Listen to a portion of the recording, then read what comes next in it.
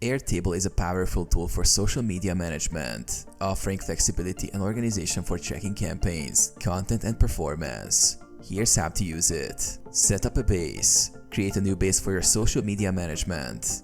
You can either start from scratch or use an Airtable template specifically designed for social media planning. Create tables for different aspects. Content calendar. Create a table to plan and track social media posts. Add columns for post date, platform, content type, caption, status, and performance metrics. Campaigns. Add a table for tracking campaigns, including campaign name, start and end date, target audience, and goals. Analytics. Create a table to log and analyze post performance. Track engagement metrics like likes, shares, comments, and click-through rate. Input and schedule posts. In the content calendar table, input your posts, including platform-specific details. You can also set up calendar views to see scheduled posts visually. Collaboration. Share your base with your team. Team members can leave comments, update post statuses, and collaborate in real time.